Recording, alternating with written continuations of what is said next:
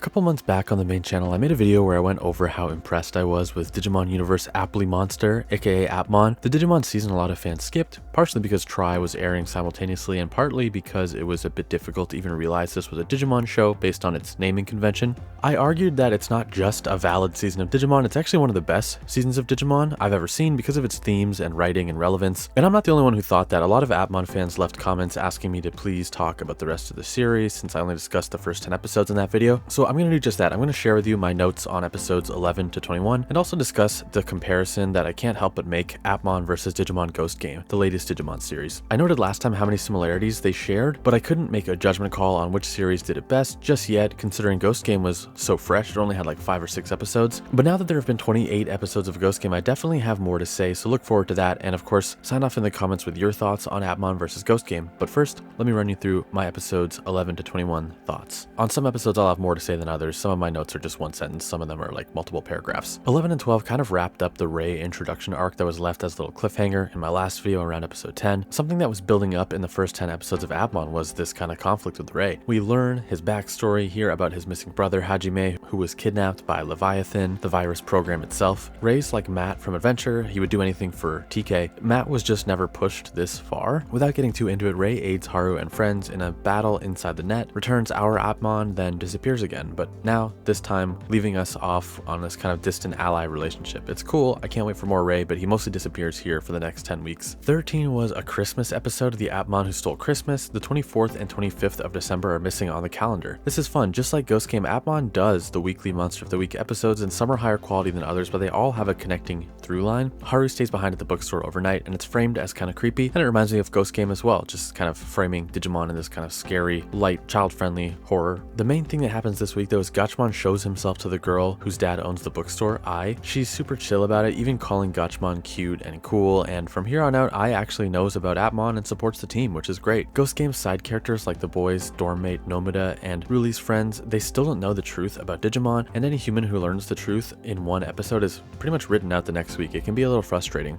especially considering how many Digimon have caused like citywide panic. In episode 14, it's the new year and we're doing New Year's resolutions. Astora wants to top the weekly App2 views. Eri wants to reach a certain spot on the idol rankings. Haru just wants to have a fun year, and his resolution is to stop Leviathan. Puzzlemon is turning every electronic device into a Puyo Puyo style puzzle game this week. We can't follow it into the AR field without solving the game. Mienimon uses a company headquarters as like a base of operations, and it's actually kind of manipulating or mind controlling the CEO or something. Here, we're at least seeing an overarching villain pop in every week, being reminded of a looming threat. Again, you can do Monster of the Week, like Digimon's always done Monster of the Week, but you need to have a connective tissue. It's nothing new or complicated, and Appmon is doing it quite well. We have Leviathan, and then we also have Mienimon. Sorry if I'm having trouble pronouncing that name. Episode 15 deals with a fortune-telling Appmon, Tellermon, but Tellermon is not like a mystical fortune teller.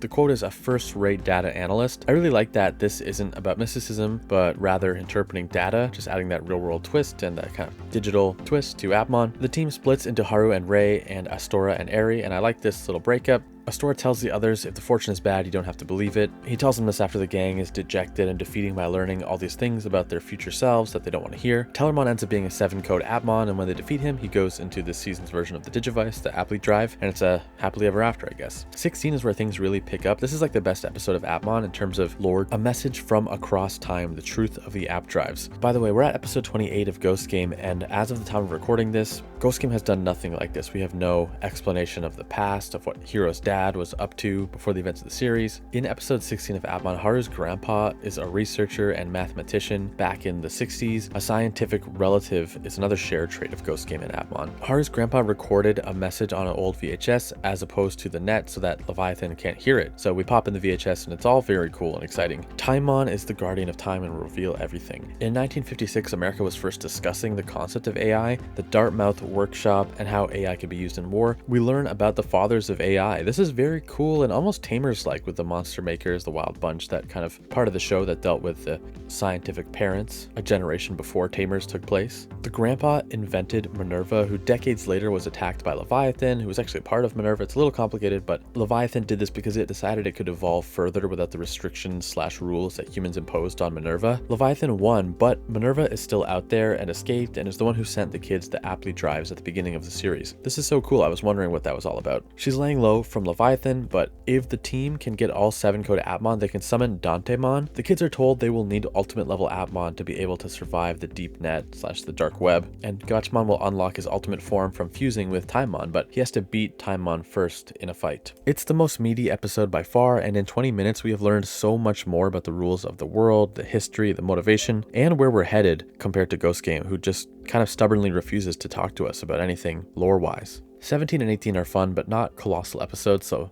my notes here are very small. In episode 17, Eri is inspiring people, and that's great, and we end up getting one more of the 7 code Appmon. More on that later. I have some thoughts on the 7 code thing. That's kind of one of my only critiques of Appmon, but we'll get to that in just a bit. Episode 18 shows Eugene kind of hanging out with the larger group. I don't want to say too much because I know a little bit about Eugene, what happens later, and I don't want to spoil anything here. 19 is another huge spike in major moments for the show. LOS owns 30% of the phone market. It's a Leviathan's operating system. Waffle owns 70% of the market, and it's clearly supposed to be like an Apple thing. Eugene is on LOS, but most of the other kids are on Waffle. Virusmon infects all of the Waffle OS as Mienimon's request. We kind of get this Our War Game moment in the back half of the episode with Gachmon's ultimate and the fight scenario. Gachmon's ultimate looks like a cross between Omnimon/Gallantmon, and I still like the 3D in this show a lot because it's just kind of indicating that these are creatures that are different than the humans. Even though we win, the negative press of the Waffle OS virus caused 90% of the population to switch over from Waffle OS to LOS, which is a huge win for Leviathan, for the bad guys basically. It's kind of a dark twist because yes, we got the win and we got our first ultimate Digivolution,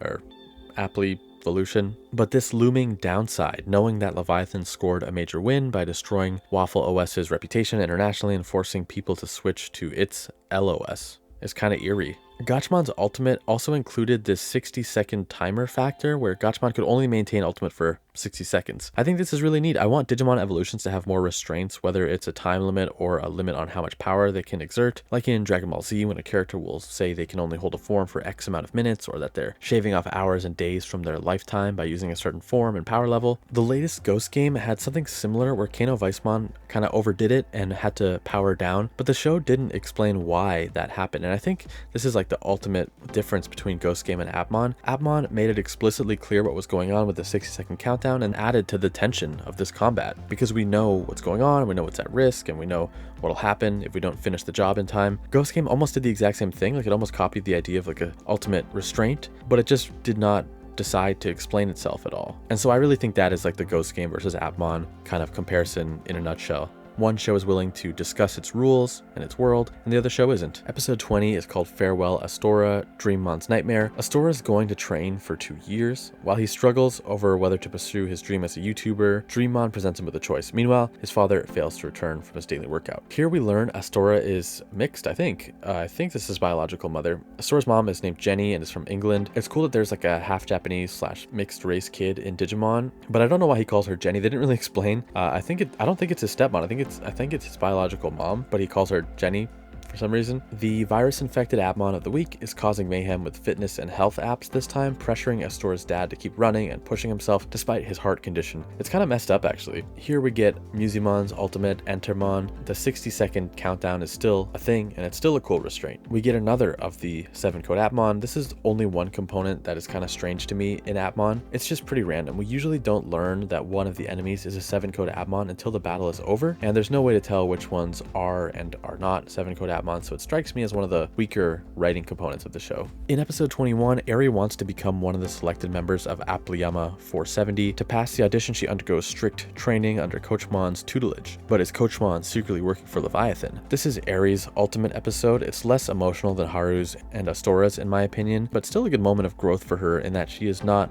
accepted for the big idol show, but realizing that if the villain of the week got its way, the show would be canceled. She makes it her mission to stop the villain and ensure that the show can go on, even though she's not in it, just because she knows how much the performance means to both the artists and the audience who need that entertainment to light up their life. It's great growth for Eri that I'm not yet seeing anything similar to in Ghost Game. Even though I like the team of Ghost Game, I like that cast a lot, they've been very, very static. Like, they are who they are and they're not really budging. So yeah, that's episode 11 to episode 21. I was supposed to save my Ghost Game versus Appmon thoughts for this back half of the video, but if you watch the first half, you'll have an idea of what I'm going to say, because I couldn't help myself from making comparisons here and there. I know that it's not necessarily fair to compare two shows, especially when one isn't finished yet, but they are both Digimon seasons and they are incredibly similar in their approaches, with mostly real-world adventures in Japan, starring a core team of 3 kids and 3 digital monsters who jump in and out of an AR field to solve tech-related mysteries week after week.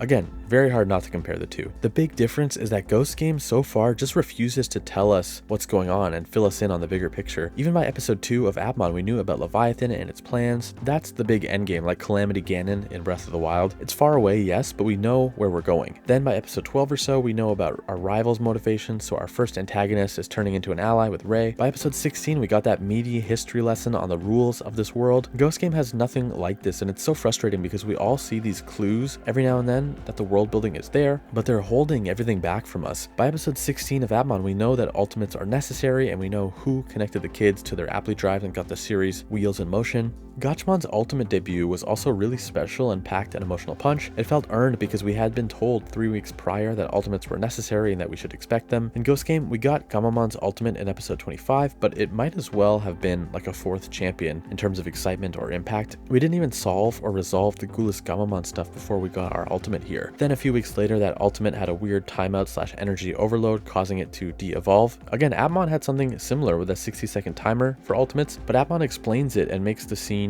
more exciting because of it, because we're worried about the countdown while we're rooting for this awesome ultimate to do its thing in time. The Kano Weissmon stuff has been a bit of a bummer because in both instances, 25 and 28, it could have been amazing, both the debut and the kind of discovering the restraint, but they just kind of dropped it on us both times without diving into the importance. And so I'm not just praising Appmon, I'll say a couple things that I don't like. I think the 7 code Appmon stuff is kind of silly. We need 7, which is not a problem. You know, very Dragon Ball, collect the Dragon Balls, collect the Chaos Emeralds, but they are completely random. Like, we'll beat a monster of the week and then a character will say, oh hey, it turns out that was one of the 7 code Appmon. Isn't that great? But there's no way to distinguish them prior to the battle. There's no sense during the battle that they're special or that they might be a 7 code, like we don't have a radar or anything. So it does just feel like the writers say, okay, we are now ready for the characters in our show to have 5 of the 7. Now they can have 6 of the 7. Okay, now they have all 7. Great. Next arc. I also think Ghost Game has the superior character and monster designs. It's not even a competition in my mind. I think Gamamon, Jellymon, and Angoramon are like S-tier Digimon designs, whereas I like Gachmon and the others, but they don't really hold a candle to the Ghost Game characters or to the classics like Agumon and Gyomon and Vmon. The humans are fun, but slightly less iconic visually than Hito, Ruli, and Kyoshiro, in my opinion. With that said, at least the Appmon characters are growing and having their worldviews challenged, whereas the Ghost Game gang are unfortunately playing into their cliches like week over week, and it's starting to get kind of not boring, but we can predict everything these characters are going to do.